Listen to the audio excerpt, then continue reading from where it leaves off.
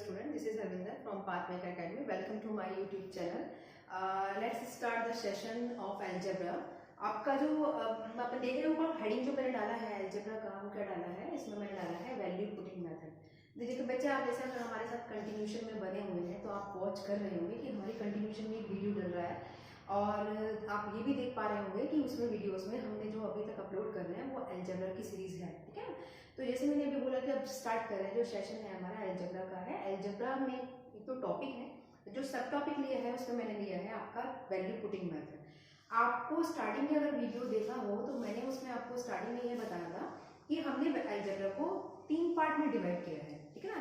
पहला हमने जो क्या कहा था कि हम सारे क्वेश्चंस कैसे बेस्ड करेंगे, कंसेप्ट बेस्ड करेंगे, ठीक है। दूसरा मैंने आपको कहा था कि हम फार्मूला बेस्ड करेंगे, जिसमें मैंने आइडेंटिटीज वगैरह भी ली थी। पहला हमने कंसेप्ट बेस्ड क्वेश्चंस कराया, दूसरा फिर हमने कौन सा टेस्ट कराया जिसमें मैंने आपको याद होगा कि कंसेप्ट प्लस सिमेट्री भी कराया, और उसमें फिर हमने एक नेक्स्ट का जो पार्ट कराया वो हमने कराया कौन सा वाला, फार्मूला वाला, जिसमें हमने आइडेंटिटीज को फिल करना बताया कि किस तरीके से आइडेंटिटीज आपकी एग्जाम्स में जो आपको याद होती हैं वो, और किस तरीके से आइडेंटिटीज को आप प्रूव कर सकते हैं, और उनमें आइडेंटिटी को किस तरीके से आप यूज कर सकते हैं अपने क्वेश्चंस में। क्लियर है इतनी बात। तीसरा जो है वो हम लास्ट यहाँ पे सेशन का अलजेब्रा का लास्ट टॉपिक चल रहे हैं, ये लास्ट सेशन है ये वाला आपका। सेशन लास्ट तो नहीं कह सकती मैं, हाँ टॉपिक लास्ट कह सकती हूँ। अलजेब्रा का हमने 3 पार्ट में डिवाइड करा, तो ये अलजेब्रा का लास्ट पार्ट है जो है वैल्यू पुटिंग मेथड। अब बच्चे आप मुझे बताइए वैल्यू पुटिंग मेथड से आप क्या समझते हैं। वैल्यू पुटिंग से मेथड से मतलब जो वैल्यूज को रख देना। मैंने यहाँ पे हिंदी की बात नहीं करी कि आप हिंदी बताएं कि वैल्यू का मतलब संख्या रख दो और आंसर निकाल दो, हाँ यही कह सकते हैं आप।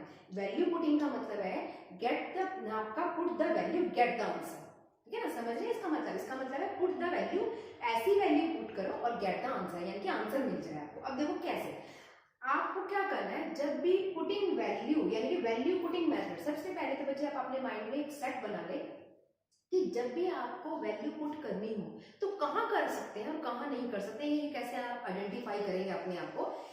जिन क्वेश्चंस को पहले आप क्वेश्चंस को कंसेप्ट बेस्ड सोचो कि किस तरीके से आप कैलकुलेट कर सकते हैं। जिन क्वेश्चंस का फार्मूला मोस्टली मैंने जितनी आइडेंटिटीज आपकी अलजेब्रा में यूज होती हैं उस तरह की सारी आइडेंटिटीज के हर क्वेश्चंस मैंने कराए हैं आपको। तो पहले आप ये देखें जब आपके एग्जाम में क्वेश्चन आए कि आपके पास जो क्वेश्चन दे रखा है, जो गिवन है, वो आइडेंटिटी बेस्ड है या नहीं, यानी कि आइडेंटिटी का मतलब क्या है, फार्मूला बेस्ड है या नहीं। अगर इसमें इजीली फार्मूला बन पा रहा है तो आप क्वेश्चंस को फार्मूले से करें, ठीक है ना। वहां पे वैल्यू को पुट करने की गलती कभी नहीं करें। क्यों नहीं करें, क्योंकि अगर ऑलरेडी जैसे एज एग्जांपल मैं आपसे कह रही हूँ कि अगर आपके पास ये वाला फार्मूला अगर गिवन होता a + b² = a² + b² +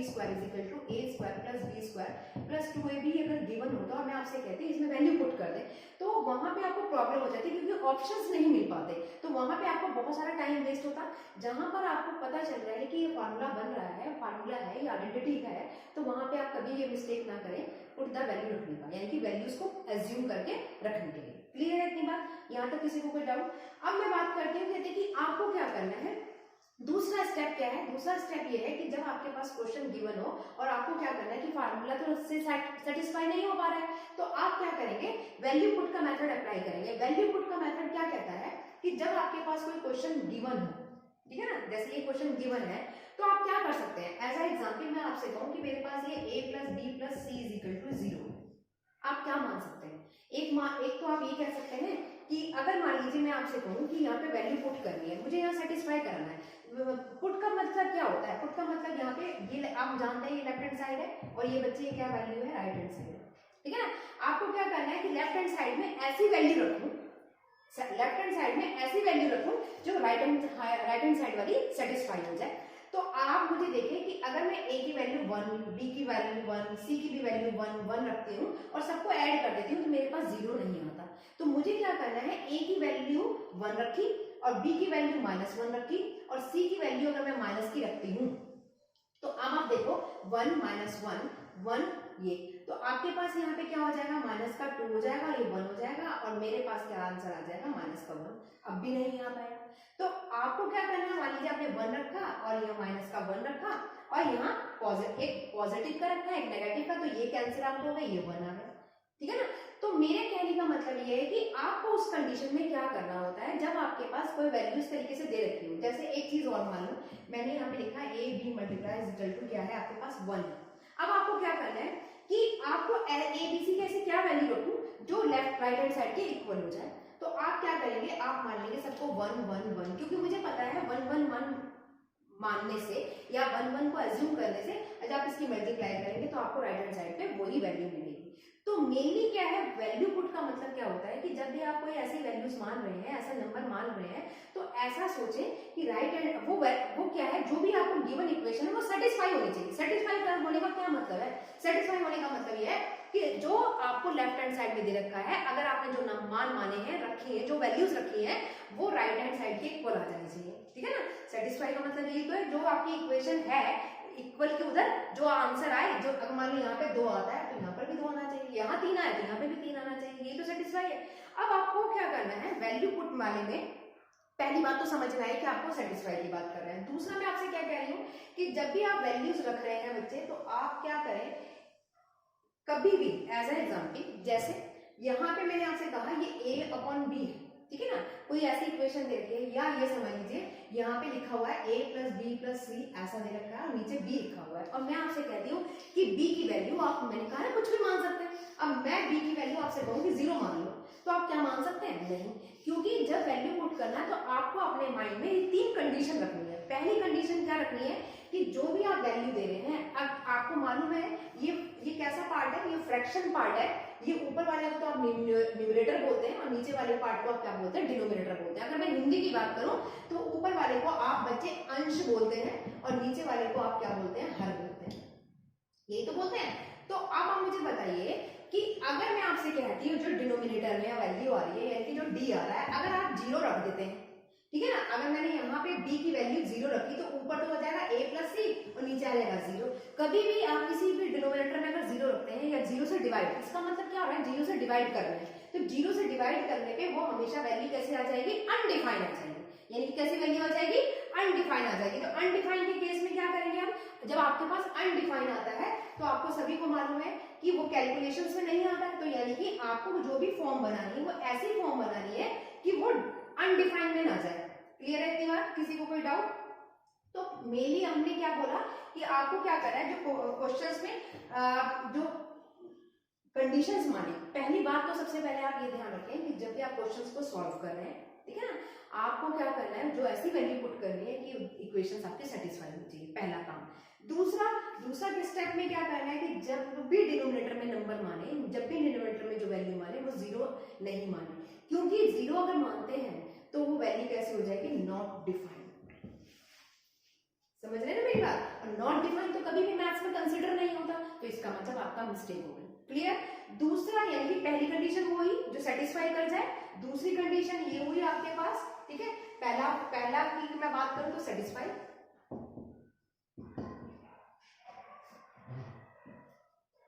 both side, ठीक है ना, पहली कंडीशन तो ये हो गई बच्चे, सेटिस्फाई बोथ साइड। दूसरा हमने क्या कहा, डी कभी भी आप 0 नहीं रखेंगे, यानी कि डी नॉट इक्वल टू 0 होना चाहिए, क्योंकि अगर 0 रखेंगे तो वो कैसा आ जाएगा, आपका इनफाइनाइट में आ जाएगा, हमें कैसा चाहिए, नॉट डिफाइंड, यानी कि नॉट डिफाइंड में कंसीडर होगा।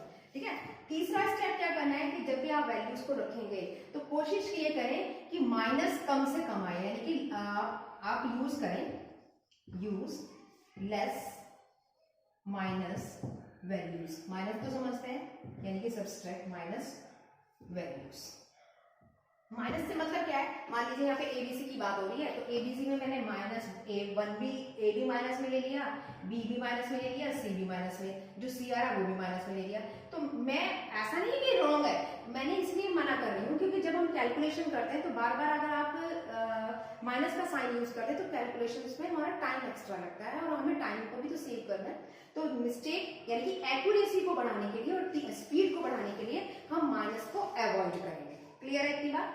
फोर्थ कंडीशन क्या होगी कि आपके पास जब आपके पास आ जाए, तो जैसे कई बार क्या होता है कि हम क्वेश्चंस जो हमारे पास क्वेश्चन गिवन है उसको सॉल्व करते हैं, और कई बार क्या होता है कहते हैं कि हम ऑप्शंस के अकॉर्डिंग चेक करते हैं। अगर वैल्यू पुट करने पे जैसे मान लीजिए कोई भी क्वेश्चन दे रखा हो, आपके पास यहाँ पे लिखा है a plus B plus C is equal to 3 लिखा है, और हमें पता है a की वैल्यू 1 मान लो, b की 1 मान लो, ये सब कितना आ जाएगा, 3 आ जाएगा, यहाँ पे भी 3 है, यहाँ भी 3 है, सेटिस्फाई हो गया। तो अगर ऑप्शन में A ऑप्शन में भी 3 मिल रहा है, B ऑप्शन में भी 3 मिल रहा है, ऑप्शन आपका रिपीट हो रहा है, अगर ऑप्शन आपका 2 टाइम्स आ रहा है, अगर आपका जो आंसर आया वो आपको ऑप्शन में 2 बार मिल रहा है, तब आपको क्या करना है, अपनी वैल्यूज को चेंज करना है, यानी कि जो आपकी वैल्यूज आएंगी उनको वेरीज करना है। क्लियर है इतनी बात? तो मेनली मैंने आपको ये 4 कंडीशन बताई जो जिनको आपको अपने माइंड में ध्यान रखना है, उसके बिहाफ पे हम क्वेश्चंस को सॉल्व करेंगे। अब देखिए जैसा पहला वाला क्वेश्चन है, अगर हम पहले वाले क्वेश्चन की बात करूं तो अपने बच्चों ने बहुत जल्दी आंसर निकाल भी लिया होगा। यहाँ पे वो ये कह रहा है आपसे, आप सबसे पहले ये देखो कि क्या ये फार्मूला बन पा रहा है, यानी कि कोई आइडेंटिटी बन पा रही है। आपने देखा यहाँ पे कोई भी आइडेंटिटी नहीं बन रही, ठीक है ना। आइडेंटिटी तब बनती, कब बनती बच्चे, जब यहाँ पे मैं कह देती हूँ आपके पास क्या हो जाता, a square plus B square plus C square बराबर क्या हो जाता है, a plus B plus C, 2ab 2bc 2ca, तब आइडेंटिटी बन जाती है। लेकिन अभी आइडेंटिटी नहीं बन रही तो मैं पुट द वैल्यू से कर सकती हूँ। अब इस क्वेश्चन को हम 2 तरह से कर सकते हैं। जैसे आप मुझे बताइए यहाँ पे a square plus B square plus C square रखा हुआ है, या तो मैं सबकी वैल्यू क्या मान लूँ, हम यहाँ पे हमें क्या कैलकुलेट करना है, a plus B plus C is equal to upon a calculate करना है। तो पहला मेथड तो मैं अगर मैं बात करूँ फर्स्ट मेथड की, अगर मैं हम यहाँ पे बात कर पा रहे क्वेश्चंस में, तो मान लीजिए मैंने यहाँ पे a की वैल्यू क्या ले ली, 1 मान ली, ठीक है ना। अगर मैं इस क्वेश्चन की बात करूँ सोल्यूशन में, तो पहले मेथड की अगर फर्स्ट मेथड की बात करें तो मैंने क्या करा, a की वैल्यू 1 ले ली। अब आप मुझे बताओ कि अगर मैं a की वैल्यू अगर मैं 1 पुट करती हूँ तो क्या सेटिस्फाई हो जाएगा या नहीं हो जाएगा। अगर आप यहाँ पे 1 पुट कर दें तो आप मुझे बताओ, तो यहाँ पे बना, यहाँ पे खाली बी स्क्वायर रह गया, यहाँ सी स्क्वायर रह गया, और यहाँ पे खाली हमारे पास क्या बन पाएगा, बी, और यहाँ पे क्या रहेगा, बी सी और सी ए। तो उससे बेटर अगर मैं ये कर दूं, आप देखो सीरीज बन रहा है, सिमेट्रिक बन रही है, तो a equal to B equal to C कर सकती हूँ। तो अगर मैं सारी कर दूं तो आप खुद ही देखेंगे यहाँ पे क्या हो जाएगा, a square plus A square plus A square यानी कि 3a स्क्वायर, और यहाँ पे भी हमारे पास क्या आ जाएगा, बस सबको मैं जोड़ दूंगी क्योंकि a square plus A square plus A square यानी कि सेटिस्फाई हो गया। समझ रहे हैं मेरी बात, इक्वेशन सेटिस्फाई हो गई ना। यहाँ पे आपने a रखा, इसको भी a रखा, इसको भी a रखा, तो मेरे पास क्या बन जाएगा, ये 3a स्क्वायर, यानी कि यहाँ पे मेरे पास आ जाएगा 3a स्क्वायर, और यहाँ पे अगर हम करते हैं a square plus A square plus A square यानी कि 3a स्क्वायर यानी कि सेटिस्फाई होगी। तो मेनली मैंने क्या बोला कि a equal b equal c रख दे। तो अब देखो मुझे, अब हम फाइंड क्या करना है, ये तो a plus a upon a यानी कि मेरे पास क्या हुआ, 3a अपॉन a से कैलकुलेट करा तो मेरे पास आंसर आ गया 3। तो हमने क्या करा, ये वैल्यू सोच लिया कि इन सबको हम क्या कर लें, a को बराबर मान लें b के, और b को बराबर मान लो c को। जब उसमें हम a की वैल्यू रख रहे हैं, सबको बराबर कर रही हूँ, सबको बराबर कर रही हूँ, तो मेरी इक्वेशन सेटिस्फाई हो रही है, गिवन क्वेश्चन जो दे रखा है उसको सेटिस्फाई हो रहा है, और सेटिस्फाई होते ही मैंने यहाँ पे वैल्यू रखी, मेरा आंसर आ गया। तो आंसर क्या है मेरे पास, 3। तो समझ रहे हैं कि किस तरीके से हम क्वेश्चंस को सॉल्व करते हैं। नेक्स्ट क्वेश्चन लेते हैं। देखिए बच्चे क्वेश्चन नंबर 2 मैंने लिखा है, इसे लिखा है X square plus Y square plus 1 upon X square plus 1 upon Y square is equal to 4, और फाइंड ये कैलकुलेट करना है बच्चे, ये आपका एसएससी 2011 का क्वेश्चन है, ठीक है ना। अब देखो बच्चे इसमें कैसे कर सकते हैं, पुट की वैल्यू की मैं बात करूँ, हमें सेटिस्फाई कराना है। अब ऐसी क्या वैल्यू लूँ कि जो इक्वेशन आपकी सेटिस्फाई हो जाए। अगर आप कुछ ऐसा भी देख पा रहे होंगे कि ये आइडेंटिटी के अकॉर्डिंग भी बन जाएगा, आइडेंटिटी का मतलब ये फार्मूला भी बन रहा है, लेकिन फार्मूले की बात बाद में करेंगे, पहले मैं पहले मेथड से बात करती हूँ। अगर आप मुझे बताइए कि यहाँ पे अगर मैं सिंपल सी बात बताऊँ तो राइट साइड पे कितना है बच्चे, 4 लिखा है। अगर x की वैल्यू में 1 लिखूँ, 1 का स्क्वायर 1 होता है, 1 का y भी मैं 1 ले लूँ, यानी कि मैंने x की वैल्यू भी 1 ले ली और y की वैल्यू भी मैंने 1 ले ली, तो आप देखेंगे यहाँ पे 1 प्लस 1 इज इक्वल टू 4 यानी कि 4 इक्वल टू 4 यानी कि सेटिस्फाई होगा। x की वैल्यू 1 और y की वैल्यू 1 लेने पे मेरा क्वेश्चन सेटिस्फाई हो रहा है। क्लियर है इतनी बात। तो मैं यहाँ पे आंसर रख दूं, यानी कि जो मेरे से फाइंड आउट करने के लिए पूछा है उसने, और मैंने इसमें आंसर रख दिया, तो 1 प्लस 1 तो कितना हो गया मेरे पास, 3 और 3 6 यानी कि 6, और यहाँ पे नीचे कितना आ जाएगा मेरे पास 2। आप इसको सॉल्व करेंगे तो मेरे पास आंसर आ गया 3। क्लियर है क्या। दूसरा मेथड क्या होता है, दूसरा मेथड देखो, अगर मैं मान लीजिए मैं कुछ स्टूडेंट ये भी सोच रहे होंगे कि ये तो ऑलरेडी मेरा फार्मूला बन रहा है। देखो अगर आप मैं बात करती हूँ यहाँ पे X square plus Y square plus 1 upon X square 1 upon Y square equal में है 4, तो मैंने इसे माइनस में यानी कि राइट साइड पे लिया है, तो ये माइनस में होगा, ठीक है ना।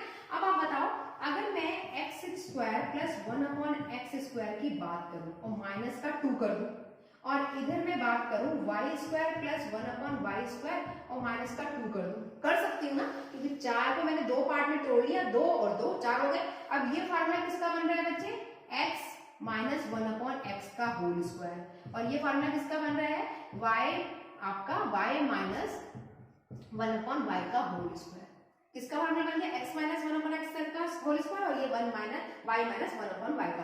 अब अगर मैं x की बात करूं तो मेरे पास x की वैल्यू कितनी आ गई, वन अपॉन एक्स आ गई, यही तो आई। और y की अगर मैं बात करूं तो मेरे पास y की वैल्यू कितनी आ गई, वन अपॉन वाई आ गई। इतनी बात समझ पा रहे मेरी।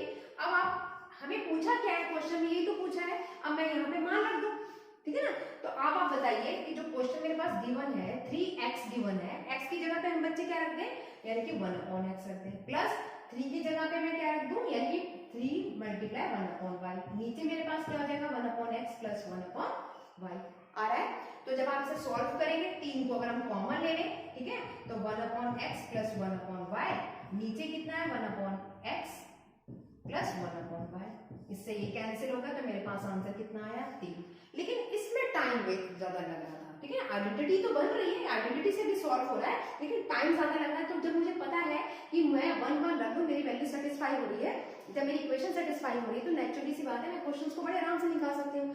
आपको क्या करनी है, ऐसी स्ट्रेटेजी अप्लाई करनी है, बार बार मैं बताती हूँ, कि जो आपकी एक्यूरेसी भी हो और स्पीड भी हो, यानी कि मस्ट बहुत इंपॉर्टेंट। नेक्स्ट क्वेश्चन लेते हैं, क्वेश्चन नंबर, देखिए बच्चे क्वेश्चन नंबर 3 दे रखा है, if a upon 1 minus a और plus b upon 1 minus b plus 1 c upon 1 minus c is equal to 1।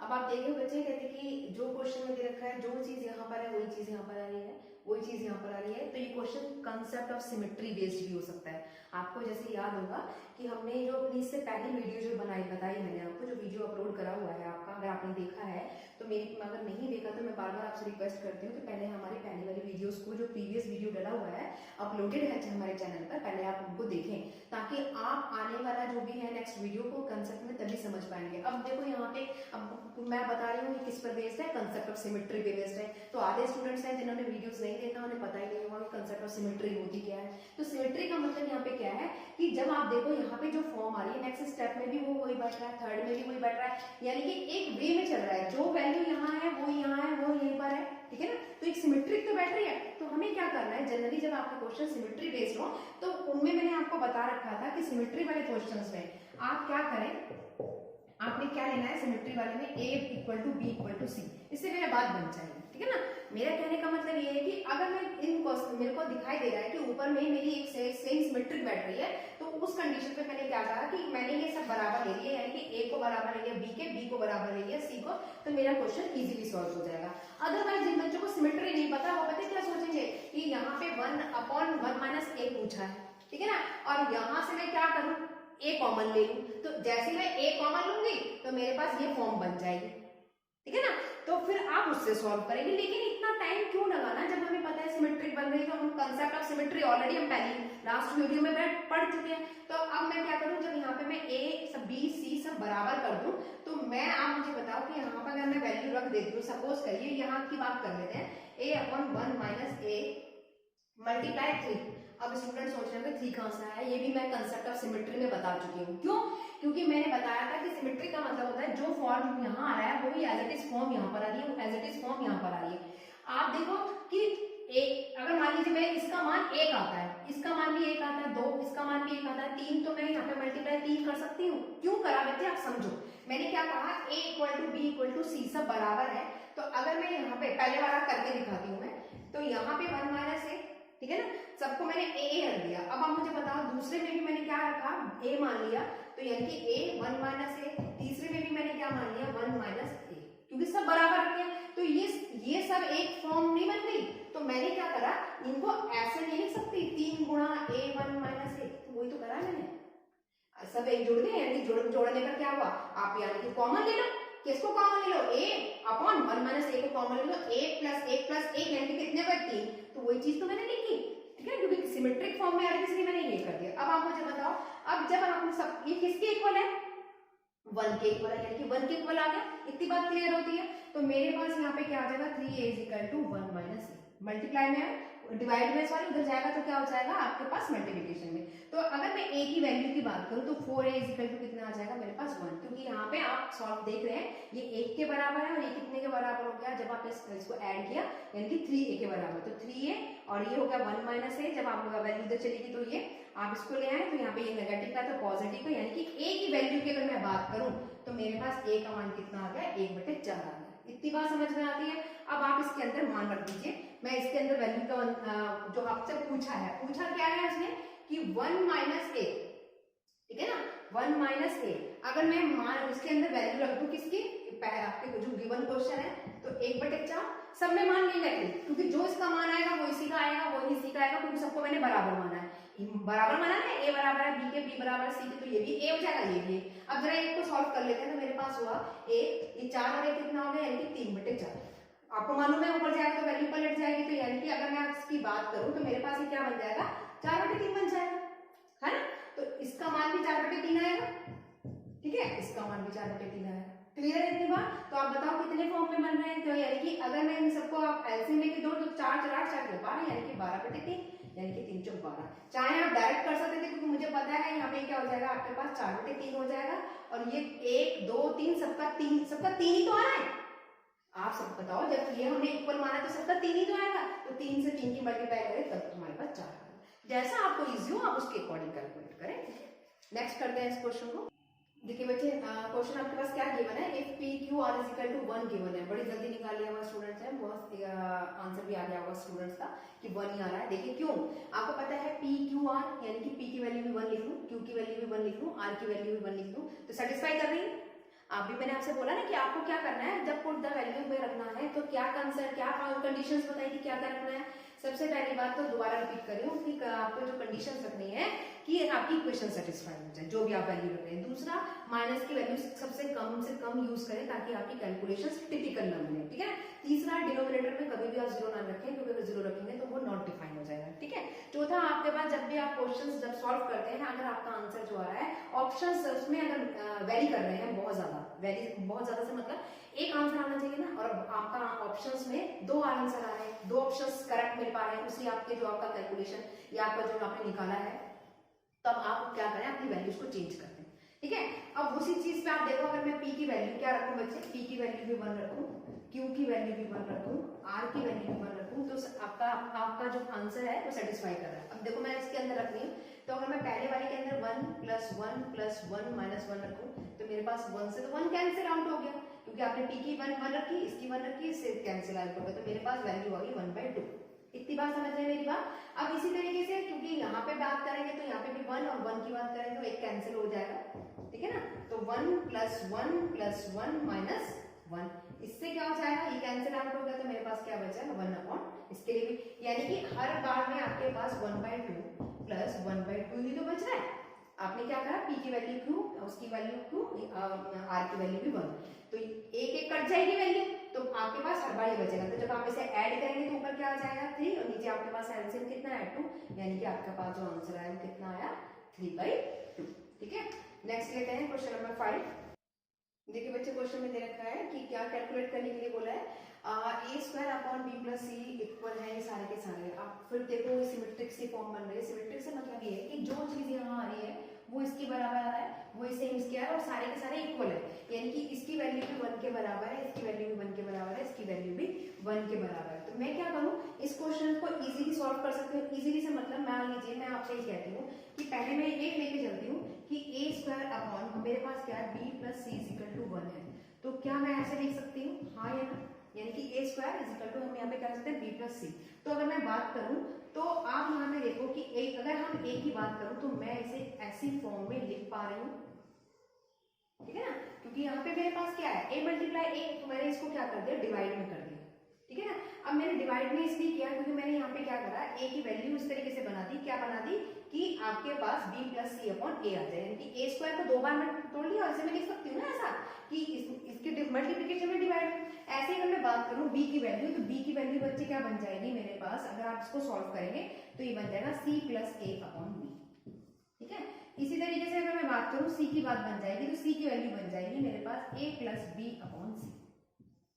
इतनी बात समझ पा रहे हैं मेरी। तो मेनली मेरे पास क्या आया, a का मान ये आया, b का मान ये आया, c का मान ये आया। मैं क्या करूँ, जो मेरे पास क्वेश्चन गिवन है उसमें हम इन वैल्यूज को पुट कर देते हैं। तो मैं एक निकाल लेती हूँ, सबको ऐड कर लूंगी, सबको सिमेट्रिक आएगी। अगर मैं बात करूँ a की वैल्यू, अगर आप देखें तो मेरे पास यहाँ पे a का मान कितना आ रहा है, b + c / a + 1, यानी कि मेरे पास आया 1 b + c + a / a। जब ऊपर जाएगी तो क्या हो जाएगा बच्चे, आपके पास वैल्यू, क्योंकि आपको पता है 1 by 1 और ये वैल्यू पलट जाएगी, तो मेरे पास जो वैल्यू बन जाएगी वो बन जाएगी ए। आप देखो यहाँ पर हमारे पास यानी कि ये पलट के जाएगा तो ये नीचे आ जाएगा a प्लस बी प्लस सी। ठीक है, सेम इसी तरीके से इस वाले के लिए, यानी कि ये तो इसकी फॉर्म का आया। जब मैं इसको सॉल्व करूंगी तो मेरे पास आएगा b upon a plus B plus C. जब मैं इसको सॉल्व करूंगी तो मेरे पास आएगा c a plus B plus C. हाँ ये ना, ठीक है ना। मेनली मैंने a और b c के मान निकाले, a b c के मान निकाले कि जो क्वेश्चन पूछा है आपसे फाइंड आउट करने के लिए, उसने वो वैल्यू रख दी और कुछ नहीं करा। रखने के बाद ये कैलकुलेशन आई। आप क्या करें, नीचे से इसका एलसीएम ले लें, नीचे वाली वैल्यूज का। तो मेरे पास जब आप ऊपर एलसीएम लेंगे तो आपके पास ये आएगा। ठीक है, इससे ये कैंसिल आउट हो गया तो मेरे पास आंसर क्या आया 1।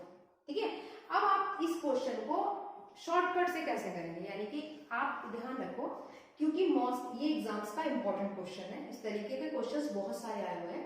आपको क्या करना है, जब आपकी फॉर्म इस तरीके की फॉर्म बन रही हो, कैसी फॉर्म बन रही हो, ऐसी फॉर्म बन रही हो, जो क्वेश्चन आपके पास दे रखा हो, मैं से ब्लू पेन से मार्क कर रही हूँ कि जब आपके पास जो फॉर्म दे रखी हो, ऐसी फॉर्म बन रही हो क्वेश्चन की b प्लस सी इस फॉर्म में, तो आपको कुछ नहीं करना, a b c के मान नहीं निकालने। क्यों? क्योंकि हमारा a b c के मान निकालेंगे फिर वैल्यू पुट करोगे तो वैल्यू पुट करने में बहुत टाइम लगेगा। आपको क्या करना है, जब इस तरीके की इक्वेशन बन जाए, क्वेश्चन में जो दिया हुआ क्वेश्चन है और उसमें इस तरीके की फॉर्म बन रही है, तो वहां पे आप क्या कर दो, a बराबर b बराबर c बराबर 2 मान लो। यानी कि सब क्यों माना, क्यों सबको बराबर क्यों माना, क्यों? क्योंकि आप खुद देखो, जो सिमेट्रिक यहाँ पर है वही यहाँ पर है और वही यहाँ पर है। तो सिमेट्रिक वाले केस में हम क्या कर सकते हैं, a बराबर b बराबर c, यानी कि सबको बराबर मान सकते हैं। तो मैंने वही चीज करी। जब स्क्वायर की फॉर्म में अगर इस तरीके की आपकी इक्वेशन बैठ रही है किसी क्वेश्चन में, तो आप वहां पे a बराबर b बराबर c बराबर को क्या मान लें, आप 2 मान लें। क्लियर है इतनी बात? तो मैं यहाँ पे अगर आप देखो, जब सबका मान 2 मान दिया तो मैं यहाँ पे भी 2 रखूंगी। ठीक है ना, आप पहली बार यहाँ पे रख के भी देख लीजिएगा, 2 वैल्यू रखोगे सेटिस्फाई होगा। देखो करके दिखाती हूँ। यहाँ पे 2 रखोगे बच्चे तो 2 का स्क्वायर कितना होता है, 4 होता है, और नीचे भी कितना आएगा, 2 प्लस 2 यानी कि 4 आ जाएगा। यानी कि इससे कैंसिल आउट हो गया, आ गया 1 के बराबर। ऐसे इसका भी 1 के बराबर आ जाएगा, ये भी 1 के बराबर आ जाएगा। अब हमें निकालना क्या है, ये पार्ट निकालना है। मैं यहाँ पे क्या करती हूँ, वैल्यू देती हूँ 1 अपॉन क्या रखना है, 2 प्लस 1 यानी कि 1/3। तो सबका मान 1/3 आएगा, आएगा ही नहीं आएगा? ठीक है, तो क्या हो गया, 3/3 यानी कि 3 आपका आंसर आया। तो वेरी कर दिया दोनों को दोनों, आपके दोनों के दोनों सेम आ गए। वेरी कर, सॉरी क्या हो गया, सेम आ गए, ये भी 1 और ये 1। तो शॉर्टकट कौन सा हुआ, ये बेटर हुआ कि जब भी आपको इस फॉर्म में मिल जाए क्वेश्चन, कोई भी गिवन क्वेश्चन अगर इस फॉर्म में मिल जाए, तो वहां पे आपको कुछ सोचना ही नहीं है। वहां पे क्योंकि हमें पता है सिमेट्री का क्वेश्चन बैठ रहा है, हमें a और b बराबर c बराबर सबको बराबर करके क्या लेना है, 2 वैल्यू ले लो, 2 वैल्यू लेके आपका आंसर आ जाएगा। ठीक है, नेक्स्ट करते हैं। देखिए क्वेश्चन नंबर 6 है, if a square upon a plus b plus c equal में है बच्चे। देखिए फिर वो सिमेट्रिक बन रही है। आप देख पा रहे हैं, यहाँ पे a स्क्वायर है, यहाँ पे b स्क्वायर हो रहा है, b स्क्वायर के बाद c स्क्वायर आ रहा है, फिर b प्लस c आ रहा है, फिर c प्लस a आ रहा है, फिर a प्लस b आ रहा है। और किसके इक्वल है, 1 के इक्वल है, किसी भी एक को। और अब मैंने आपसे अभी थोड़ी देर पहले यानी क्वेश्चन नंबर 5 वाले में एक मेथड डिस्कस करा था, जिसे बताया मैंने शॉर्टकट। इस क्वेश्चन को हम वैसे भी कर सकते थे, जैसे क्वेश्चन नंबर 5 को मैंने करके दिखाया। यहाँ पे मैं क्या करती, ऐसे कर लेती ना, जैसे अभी आया था a square is equal to b plus c, क्योंकि हमारे पास पता है 1 के बराबर है, तो यानी कि a इज इक्वल टू मैं क्या कर सकती हूँ, b plus c upon a। अब ये a की वैल्यू आई, इसी तरीके से b की आएगी, फिर c की आएगी, इनके अंदर पुट कर दूंगी, आंसर आ जाएगा। लेकिन फिर मैंने आपसे ये भी तो कहा कि इसमें टाइम बहुत ज्यादा लग रहा है। जब आपके पास टाइम ज्यादा लगे, तो आपके पास अगर इक्वेशन इस फॉर्म में नजर आ रही है, ये लिखा हुआ b square is equal to b plus C के फॉर्म में नजर आ रही है, तो आपको कुछ नहीं करना, a बराबर b बराबर c को आपको क्या मान लेना है, 2 मान लो। शॉर्टकट में ये तो बताया मैंने। देखो आप यहाँ पे अगर मैं 2 रखती हूँ तो 2 कितना हो गया, 4। इसका स्क्वायर करेंगे आप, 2 का स्क्वायर करेंगे तो कितना आएगा बच्चे, 4 आएगा। और 2 प्लस 2 यानी कि 4, तो 4 वैल्यू कर गया कि नहीं कर गया, यानी कि दोनों को 2 रखने में सेटिस्फाई हो गई इक्वेशन। तो मैंने इसीलिए यहाँ पे क्या माना 2। अब आप जो क्वेश्चन में क्या पूछा है उसने 10 डायरेक्ट रख रहे हैं। अगर मैं यहाँ पे कह रही हूँ 10 अपॉन 2 मल्टीप्लाई 2, यानी कि 2 की अगर आप मल्टीप्लाई 2 से करते हैं तो कितना होगा, 4 आ जाएगा। यानी कि मैं एक को करके दिखा रही हूँ, 2 दूनी 4 और 1 5, यानी कि आपके पास आया 2। अब इसकी वैल्यू भी अगर मैं बात करूं तो इसकी वैल्यू भी बच्चे आपके पास 2 आ रही है, इसकी वैल्यू भी आपके पास 2 आ रही है, और इसकी वैल्यू भी आपके पास 2 आ रही है, यानी कि 2 प्लस 2 प्लस 2 यानी कि 6, ये आपका आंसर है। ठीक है, तो नेक्स्ट क्वेश्चन करते हैं। देखिए बच्चे क्वेश्चन नंबर 7 मैंने बोर्ड पे लिखा है, if a plus B plus 1 is equal to 0 है तो फाइंड क्या करना है आपको, a cube plus B cube plus 1 minus का 3ab। अब मुझे देखिए सेटिस्फाई करके देखते हैं पहले इक्वेशन को। अब आप मुझे बताइए b का मान अगर मैं 1 रखती हूँ तो 1 प्लस 1 और a का ऐसा क्या मान रखूँ तो 0 आ जाए।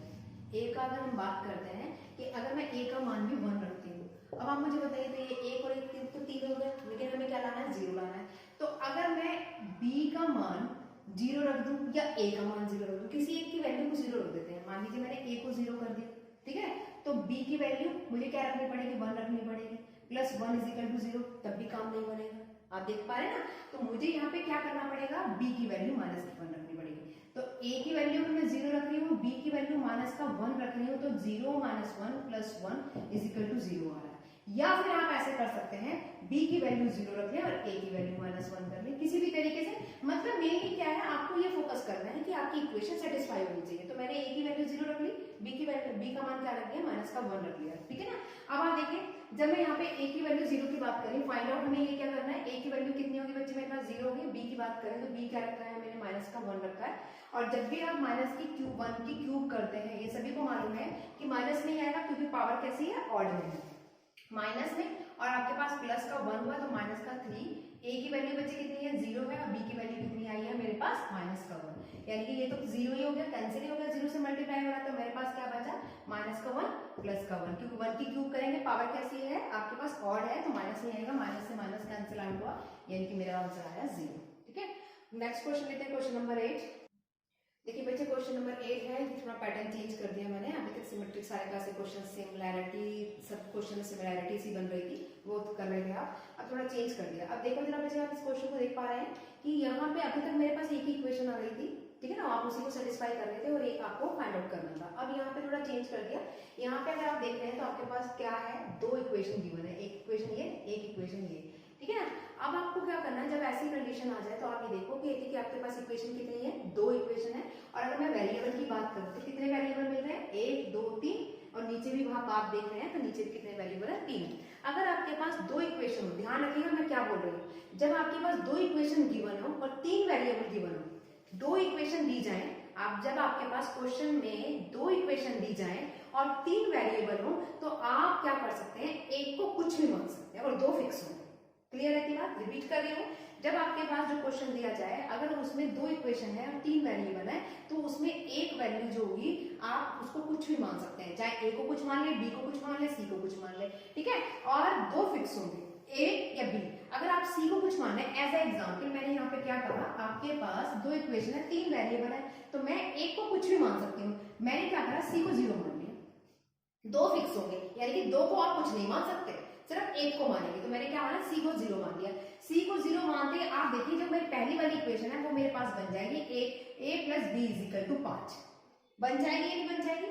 जैसे ही c को मैंने यहाँ पे 0 रखा, ये 5 बन गई, इक्वेशन नंबर 1 क्लियर है इतनी बात। और इक्वेशन नंबर 2 पे आ जाए, और जैसे मैंने यहाँ पे c रखा तो ये भी 0 हो गया, ये भी 0 हो गया, तो मेरे पास क्या बन गया, a b बराबर क्या बन गया, 11 बन गया। समझ रहे मेरी बात को, मेरे पास क्या बन गया, a b क्या हो गया, 11 हो गया। तो मैं क्या करूं, अगर मैं अब यहाँ पे, आप मुझे बताओ किसी एक की वैल्यू निकाल सकती हूँ, अगर मैं ऊपर वाले वैल्यू से या दोनों इक्वेशन को सॉल्व कर दूं, तो सिंपली आप देखोगे कि अगर मैं यहाँ पे कहती हूँ तो मेरे पास 11 बटे b माना जाएगा। b का मान कितना, a का मान कितना आ गया, इक्वेशन नंबर 2 की अगर मैं बात कर रही हूँ तो मेरे पास a का कितना मान आ गया, 11 बटे b। अब आप इस इक्वेशन में रख दो, अगर मैं इस इक्वेशन में रखी हूँ तो 11 बटे b प्लस b बराबर 5। जब आप सॉल्व कर रहे हैं तो क्या आ जाएगा, 11 बटे B square upon B is equal to कितना आ जाएगा, 5b। यही तो आ जाएगा जब आप इसे सॉल्व करेंगे, हाँ ये ना, ठीक है ना। इसी तरीके से तो आपने सॉल्व किया। एक मेथड ये था कि अगर आप ऐसे करते हैं इस क्वेश्चन को, जैसे सिंपली से आपने मुझे बताओ कि आपके पास जो value I a b plus 5 आया, आप किसी तरीके से आप यहाँ पे क्या निकालिए, a और b की वैल्यू निकालिए, क्योंकि मैंने क्या करा, a और b की वैल्यू 11 निकाल ली। अब आप मुझे बताओ कि जब आपके पास ये है कितना आया, आपको प्रूफ क्या करना है, ये प्रूफ करना है, a b भी आ गया, ठीक है ना, और a प्लस b भी आ गया। यहाँ पे मैं वैल्यू रख दूं और a b का भी मान रख दूं, c आपके पास 0 है, ये तो मुझे सॉल्व करने की जरूरत ही क्या है, a और b का मान निकालने कितना कॉम्प्लिकेटेड करने की जरूरत क्या है, इजी आ जाएगा। आप मुझे बताओ c 0 करते ही, c की वैल्यू 0 रखते ही ये तो खत्म ही हो जाएगा, सी जीरो होते ही। तो मेरे पास अब क्या आ जाएगा, अगर मैं सी जीरो की बात करूंगी तो ये भी मेरे पास खत्म हो जाएगा जब सी जीरो रखा है, क्योंकि सी का मान तो मेरे पास क्या आया है, जीरो तो आया है। अब आप बताओ जब सी की बात कर रहे हैं जीरो, तो यही जीरो होगा, तो मेरे पास खाली क्या बचा, यही तो बचा, हाँ है ना। तो मैंने क्या करा, इक्वेशन में एक और दो को सॉल्व करने से बेटर है कि जब मैं सॉल्व करूंगी ए का मान निकालूंगी, बी का मान निकालूंगी, सी का मान निकालूंगी, फिर सॉल्व करूंगी। तो मुझे जब दिखाई दे रहा है कि बी सी जीरो है, सी मैंने सब में रख दिया, इसमें रखने से जीरो हो रहा है, इसमें रखने से भी जीरो हो रहा है, इसमें रखने से भी जीरो हो रहा था, खाली यही तो बचा। और ए बी का मान क्या मेरे पास बचे, 11 आया जो ये आया, और ए प्लस बी का मान मेरे पास क्या आया, 5, यानी कि हमारे पास आंसर आ गया 55, यानी कि 55। क्लियर है इतनी बात। नेक्स्ट क्वेश्चन करते हैं। देखिए बच्चे क्वेश्चन नंबर 9 आपको बोर्ड पे लिखा है, इसमें लिखा है if a plus B minus C is equal to 0 find calculate करना है। ये बहुत इजी क्वेश्चन है। आप देख पा रहे हैं कि अगर इस क्वेश्चन में मेरे पास जो इक्वेशन, एक ही इक्वेशन गिवन है, जब आपके पास एक इक्वेशन गिवन हो, जब भी आपके पास जो क्वेश्चन दिया जाए, अगर उसमें एक इक्वेशन गिवन है, यहाँ पे क्या है, एक इक्वेशन गिवन है, वेरिएबल की मैं बात करूँ, इक्वेशन की अगर मैं बात करूँ तो बच्चे मेरे पास है एक, ठीक है, और वेरिएबल की अगर मैं बात कर पा रही हूँ तो आप देख पा रहे हैं कि वेरिएबल मेरे पास कितने हैं, 1 2 3, 3 वेरिएबल है। जब आपके पास इक्वेशन एक हो और वेरिएबल 3 हो, तो आप दो वेरिएबल को कुछ भी मान सकते हैं, ठीक है ना। तो आप क्या कर सकते हैं, दो वेरिएबल को कुछ भी मान सकते हैं, यानी कि मैं ए को भी कुछ मान सकती हूँ, बी को भी कुछ मान सकती हूँ, या बी और सी को कुछ मान सकती हूँ। अभी फिलहाल मैं क्या करती हूँ, सी को 0 मान लेती हूँ, एक वेरिएबल को 0 मान लेती हूँ, देखती हूँ कि क्वेश्चन सॉल्व हो जाता है। अगर क्वेश्चन सॉल्व हो जाता है तो वेल गुड, नहीं तो फिर हम बी को भी 0 मान लेंगे। अब आप देखिए जरा यहाँ पे, जैसे ही मैंने यहाँ पे 0 रखा, बी की वैल्यू, सी की वैल्यू कितनी रखी, 0 रखी, इस वाले क्वेश्चन में आ जाता है जो हमें कैलकुलेशन करने के लिए बोला। आप सी को 0 रखते हैं, ये 0 हो गया, ये 0 हो गया, क्या बचा, ये 0 हो गया। तो मेरे पास क्या बचा, अगर मैं चेक कर रही हूँ तो ये है आपके पास बचे 2, सॉरी यहाँ पे स्क्वायर लिख दिया था, तो यानी कि हमारे पास बी स्क्वायर सी स्क्वायर और सी स्क्वायर ए स्क्वायर, और ये है आपके पास ए स्क्वायर, ये स्क्वायर था, ठीक है ना। तो हमारे पास क्या हुआ, 2a स्क्वायर और ये b स्क्वायर माइनस का a 4 माइनस का b 4। क्लियर है इतनी बात। तो जैसे ही मैंने c की वैल्यू यहाँ पे 0 रखी, अब 0 रखने से ये सारा तो कैंसिल आउट हो गया, मेरे पास इतना पार्ट बचा। अब किसी तरीके से a और b का अगर मान निकल जाए तो मैं इजी कर सकती हूँ। मैंने क्या करा, इसी क्वेश्चन में जो हमारे पास गिवन था, क्या दे रखा था, a plus B minus C is equal to 0। C को अगर मैं 0 कर देती हूँ, सी तो खत्म हो गया, सी को अगर 0 कर दे तो सी तो खत्म होगा, तो ए क्या आ गया, माइनस का बी, ए का मान कितना आ गया, माइनस का बी। अब ए की वैल्यू माइनस बी, इसमें पुट कर दो ए की वैल्यू, तो आप देखेंगे जब मैं यहाँ पे वैल्यू पुट करूंगी तो ए स्क्वायर है, ए की वैल्यू कितनी है, माइनस का बी है, जब स्क्वायर रखेंगे तो यहाँ पे क्या आ जाएगा, पॉजिटिव का बी स्क्वायर। क्यों, क्योंकि पता है माइनस स्क्वायर करेंगे तो माइनस माइनस क्या हो जाता है, पॉजिटिव हो जाता है, तो माइनस आपका बी स्क्वायर पॉजिटिव का आ गया। तो ये बी स्क्वायर आ गया है। यहाँ पे मेरे पास ए की वैल्यू कितनी है बच्चे, कितनी है, माइनस का बी है, तो यहाँ पे कितना हो जाएगा, आपका पास पॉजिटिव का 4 हो जाएगा। क्यों, क्योंकि यहाँ पे 4 टाइम्स है, तो आपके पास कैसी होगी, इवन नंबर हो गया, इवन नंबर में वो पॉजिटिव में आ जाती है। आगे आ जाइए, यहाँ पे आ जाएगा b4। यहाँ तक किसी को कोई प्रॉब्लम, ठीक है ना। ए की वैल्यू रखी बस खाली, और कुछ नहीं करा है। वैल्यू ये आपके पास माइनस में आ रही थी, तो आपके पास पॉजिटिव में ही रहेगी, ठीक है ना। अगर आप इसमें माइनस रखेंगे भी तो पावर पॉजिटिव में है ना, तो पॉजिटिव में ही तो आएगी। अब देखिए आप इसे कैलकुलेट करें तो यहाँ पे क्या हो जाएगा, b की पावर, मल्टीप्लिकेशन में सभी जानते हैं कि मल्टीप्लिकेशन में पावर ऐड हो जाती है, यानी कि 2 + 2 यानी कि 4 हो जाएगा। और ये यहाँ पर भी अगर मैं इसे जोड़ूं तो 2b की पावर 4 उससे कैंसिल हो गया, तो मेरे पास आंसर कितना आया, 0, ठीक है ना। तो इस तरीके से हम क्वेश्चंस को इजीली कर सकते हैं। नेक्स्ट लिखिए। देखिए बच्चे क्वेश्चन नंबर 10 मेरे बोर्ड पे लिखा है, if a plus B plus C is equal to 0 दे रखा है, फाइंड करना है आपको। दो ऑप्शंस क्वेश्चंस दे रखे हैं, उसी के पार्ट ए में ये आपको कैलकुलेट करना है, और पार्ट बी में जो दे रखा है वो ये कैलकुलेट करना है। आप देख रहे हैं मैं बार बार फोकस कर रही हूँ, एक लाइन बार बार बोल रही हूँ कि अगर आपके पास जो question, depend on the question जो आपसे पूछा जा रहा है कि वो क्या पूछ रहा है, आपसे क्या कैलकुलेशंस कराने के लिए पूछ रहा है। अब की इक्वेशन 1 है, 2 है, कितने वेरिएबल्स हैं।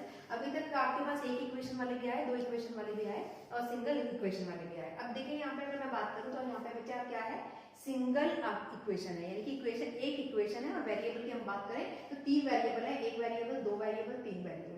इक्वेशन 1 है, वेरिएबल 3 है, तो मैं 2 को कुछ भी मान सकती हूँ, यानी कि 2 वेरिएबल को मैं कुछ भी मान सकती हूँ, बी को भी कुछ मान लो, सी को भी कुछ मान लो, ठीक है ना। और एक फिक्स रहेगा, अगर बी को कुछ मानती हूँ, सी को कुछ मानती हूँ तो ए फिक्स रहेगा, या ए और बी को कुछ मानती हूँ तो सी फिक्स रहेगा। अभी फिलहाल हम क्या करते हैं, सबसे पहले हम एक को कुछ मान के कैलकुलेशंस करते हैं। ठीक है ना। अगर सॉल्व नहीं होगा, मैंने अभी बोला अगर इक्वेशन एक है, 3 वेरिएबल है, तो आप 2 को कुछ भी मान सकते हैं। सी को पहले मैं 0 मान लेती हूँ। अगर सी को 0 मानने से आपको क्या करना है, जैसे सी को 0 माना तो मैंने क्या करा, कहते हैं कि अगर क्वेश्चन सॉल्व नहीं होगा तो बी को भी 0 मान सकते हैं बच्चे। लेकिन मैंने आपको एक कंडीशन भी बताई थी, अगर आपको याद होगा, जैसे सबसे पहले जब मैंने वीडियो स्टार्ट करा, स्टार्टिंग में मैंने आपसे बोला कि जब भी आप क्वेश्चंस को सॉल्व करेंगे तो सबसे पहले आपको अपने माइंड में वो चीज भी रखनी है कि सेटिस्फाई हो रहा है नहीं है, यानी कि जो वैल्यूज पुट कर रहे हैं वो सेटिस्फाई हो रही है नहीं हो रही।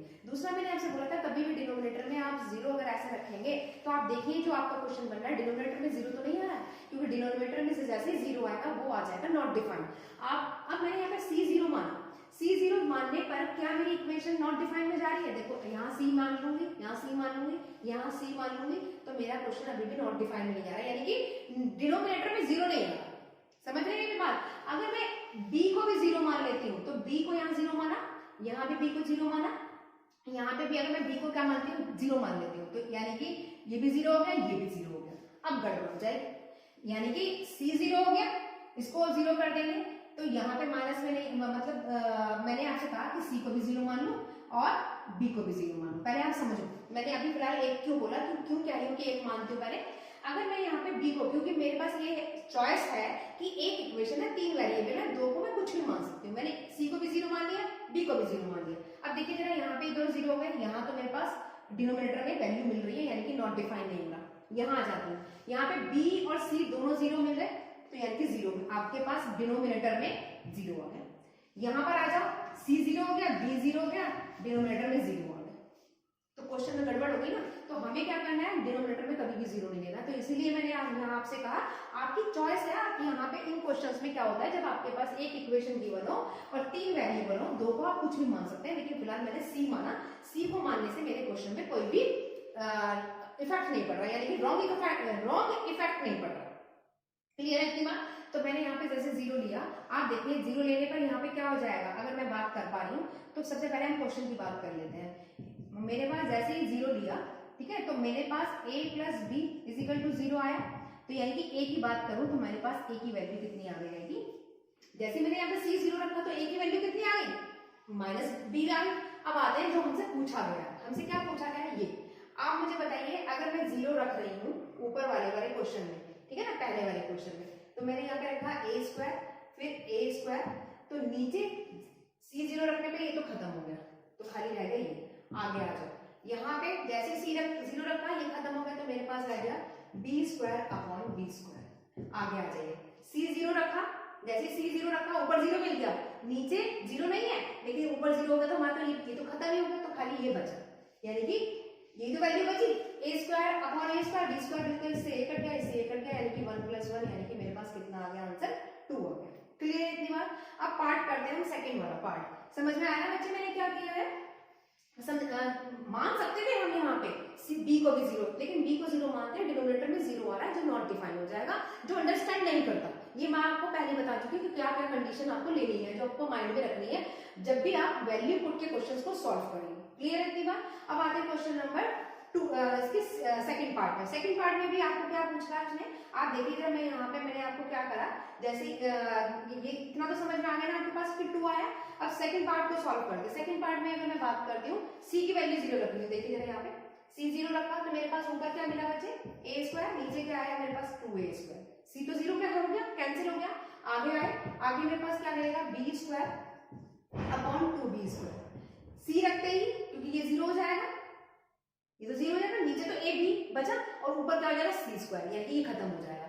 नीचे 0 नहीं आना चाहिए, ऊपर चाहे आ जाए वो कोई प्रॉब्लम नहीं है, डिनोमिनेटर में 0 नहीं आना चाहिए, वो आपको पता है नॉट डिफाइन होता है। तो जब मैं इसे सॉल्व करूंगी तो आपको पता है हमें क्या लेना है, क्योंकि a जब आप इसको एलसीएम लेंगे तो मेरे पास क्या आएगा बच्चे, जब आप इसको एलसीएम लेंगे तो 2a स्क्वायर b स्क्वायर आ रहा है, ये तो है ना, जब आप इसका एलसीएम लेंगे 2a स्क्वायर b स्क्वायर, जब आप इसे सॉल्व करेंगे तो कितनी हो जाएगी मेरे पास, ऊपर की अगर मैं बात करूं 2a स्क्वायर लिया तो a स्क्वायर b स्क्वायर, और नीचे की अगर बात कर रहे हैं तो 2b स्क्वायर चला गया, तो मेरे पास कितना रह गया, a square plus b square. ऊपर हमारे पास आ गया 2a स्क्वायर b स्क्वायर, नीचे भी मेरे पास क्या है 2a स्क्वायर b स्क्वायर, इससे कैंसिल हो गया, तो मेरे पास आंसर आया 1। ठीक है ना। तो अगर आप देखें तो अगर फर्स्ट की मैं बात करूं तो आंसर मेरा है 2, और सेकंड क्वेश्चन की बात करूं तो इसका आंसर है मेरे पास 1। ठीक है, नेक्स्ट क्वेश्चन करते हैं, क्वेश्चन नंबर 11। देखिए बच्चे, क्वेश्चन नंबर 11 है आज की क्लास का। ये लास्ट क्वेश्चन लिया है मैंने, क्वेश्चन नंबर 11। अब अगर देखिए इसमें आपके पास जो है क्या दे रखा है कि एक इक्वेशन दे रखी है, ठीक है ना। आप देख पा रहे हैं कि इक्वेशन क्या है, x plus Y is equal to 1 plus X Y, और फाइंड आउट क्या करना है, X cube plus Y cube minus का X cube Y cube calculate करना है। एक इक्वेशन है, दो वेरिएबल है, दो वेरिएबल मतलब एक और दूसरा वेरिएबल है। जब एक इक्वेशन हो, दो वेरिएबल हो, एक फिक्स है, एक को आप कुछ भी मान सकते हैं। मान लीजिए मैंने यहाँ पे क्या करा, y को 0 मान लिया, ठीक है ना। समझ रहे हैं मेरी बात मैं क्या कह रही हूँ कि मैंने क्या करा, कुछ भी मान सकते हैं यहाँ पर। एक को फिक्स करना है, एक को आप वेरी करते हैं। वेरी का मतलब समझ, वेरिएबल क्या होता है, जो वेरी करता है, चेंज होता रहता है बार बार। यानी कि यहाँ पे मैंने एक्स वाई की वैल्यू 0 मान ली, या फिर आप एक्स की वैल्यू 0 मान लो, किसी को भी मान सकते हो। मैंने वाई को 0 माना, तो मेरे पास आप देखो यहाँ पर अगर मैं इसी इक्वेशन की बात कर रही हूँ, सॉरी क्वेश्चन की, तो y को जैसे 0 माना तो x plus 0 is equal to 1 plus 0। y को 0 रखेंगे, यहाँ पे मल्टीप्लाई होगा तो 0 हो जाएगा। तो x की अगर मैं बात करूँ तो मेरे पास x की वैल्यू कितनी आ गई बच्चे, 1 आ गई। फाइंड आउट करने के लिए आप लोग को उसने क्या बोला कि ये फाइंड आउट करिए, आप मुझे बताइए कि अगर x की वैल्यू 1 क्यूब है और y की वैल्यू मेरे पास 0 है, और 0 और माइनस की अगर बात करते हो तो ये ऑलरेडी x 1 में है, y तो 0 ही हो गया। जब मल्टीप्लाई करा तो क्या आ जाएगा, 1 प्लस आपके पास क्या आएगा 0। यानी कि अगर मैं इसको कैलकुलेट कर रही हूँ तो मेरा आंसर क्या आ रहा है, 1 आ रहा है। समझ रहे हैं ना, क्योंकि जैसे ही आप इसके अंदर 1 रख रहे हैं तो 1 पे ही ये तो 1 मिला, ये तो आपके पास ऑलरेडी 0 हो गया, उससे मल्टीप्लाई करिए, ये भी 0 हो गया, तो हमारे पास आंसर कितना आया, 1। तो डिपेंड करते हैं कि आपको किस तरीके से आप कैलकुलेट कर सकते हैं। अगर मैं यहाँ पे, क्योंकि हमारे पास एक वेरिएबल था, सॉरी दो वेरिएबल थे, एक इक्वेशन थी, तो एक को कुछ भी मान लिया। लेकिन सबसे पहले हमने क्या चेक करा कि जैसे ही y को 0 मान रही हूँ, जब मैं y को 0 मान रही हूँ तो मेरी इक्वेशन सेटिस्फाई हो रही है। y को 0 करते ये भी 0 हो रहा है और ये भी 0 हो रहा है, तो x की वैल्यू हमने निकालनी। तो जो वैल्यू आई वो पुट करते, यहाँ पे पुट द वैल्यू कैसे निकाला, x की वैल्यू को कैलकुलेट करा, क्योंकि y को हमने 0 रखा, 0 रखने पर ये क्या होगा, ये भी कैंसिल हो गया और ये भी कैंसिल हो गया, और x की वैल्यू 1 निकाल ली और वही हमने पुट कर दी। तो हमें सेटिस्फाई करना है कि ऐसे क्या वैल्यू रखें। तो x की वैल्यू अगर मैं वैसे चेक करती तो मैं यहाँ पे कह सकती थी कि अगर मैं सेटिस्फाई, देखो आप खुद ही कर लीजिए कि x की वैल्यू 1 रखते हैं, y की वैल्यू 0 कर रहे हैं, और यहाँ पे भी मैं क्या कर रही हूँ 1 और 0, तो सेटिस्फाई हो तो रहा है left hand side right hand side, ठीक है ना। तो आपको सबसे पहले अब मेनली अब जो मैंने क्वेश्चन 11 कराए, रिवाइज करते हैं थोड़ा सा। मैंने आपको क्या कहा कि पुट द वैल्यू के क्वेश्चंस आप जब भी करें बच्चे, तो पहले सबसे पहले आप अपने ध्यान रखें जो क्वेश्चन आ रहा है वो आइडेंटिटी बेस्ड तो नहीं है, यानी कि फार्मूला बेस्ड तो नहीं है। अगर उसमें फार्मूला निकल रहा है, आप फार्मूला कर पा रहे हैं, तो सबसे पहले आप क्वेश्चंस को फार्मूले से क्वेश्चंस को सॉल्व करने की कोशिश करें, ठीक है। जब फार्मूला, क्योंकि क्वेश्चन को देखते ही समझ में आ जाएगा कि आपकी कौन सी आइडेंटिटी इसमें फिट हो गई है।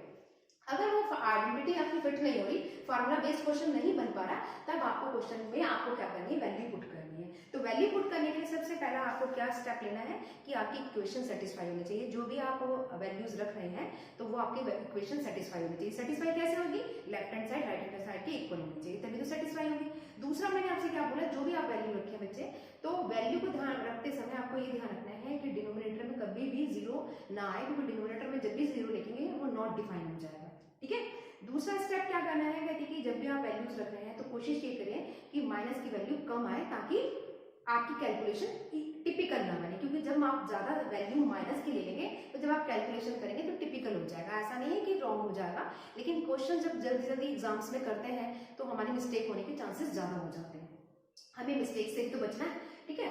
नेक्स्ट मैंने लास्ट में आपको क्या बोला, कहते कि जब एक तो माइनस का ध्यान रखना है, दूसरा आपको क्या रखना है कि क्वेश्चन सॉल्व करते समय जब आप वैल्यू पुट कर रहे हैं, अगर आपके पास जैसे एज एग्जाम्पल हम यही बात कर रहे हैं, जैसे आपके पास ये 1 आया, ठीक है, या 2 आया या 3 आया 4 आया, कुछ भी नंबर आ रहा है, कोई भी आंसर आ रहा है, आप चेक करें कि ऑप्शन में वो रिपीट तो नहीं, इट मींस 2 ऑप्शन तो नहीं मिल पा रहे, ऑप्शन ए में भी 1 हो गया, ऑप्शन बी में भी 1 हो गया, तो आप उस समय वैल्यूज को चेंज कर दें, क्योंकि 2 ऑप्शन कभी भी एक साथ सही नहीं हो सकते। इसका मतलब आपने जो वैल्यूज रखी है वो कहीं ना कहीं मिस्टेक है। क्लियर है इतनी बात। तो बस इन्हीं चीजों का, छोटी छोटी चीजें हैं जिनको आपको ध्यान रखना है, इन्हीं ध्यान को रखोगे तो आप क्वेश्चंस को बड़े इजीली सॉल्व कर लेंगे। आई होप कि मैंने आपको जितने क्वेश्चंस कराए हैं आपको समझ में आया होगा। अगर फिर भी आपको मेरे यहाँ कुछ डाउट है किसी क्वेश्चंस को लेकर, तो आप प्लीज कमेंट सेक्शन में जाके कमेंट्स कर सकते हैं। और अगर आपको मेरी वीडियोस अच्छी लग रही हैं, जितने मैंने आपको कंटेंट डिलीवर कराया है आपको होपफुली समझ में आ रहा है अच्छी तरह से, तो प्लीज आप मेरी वीडियोस को लाइक करें, शेयर करें। Thank you so much watching.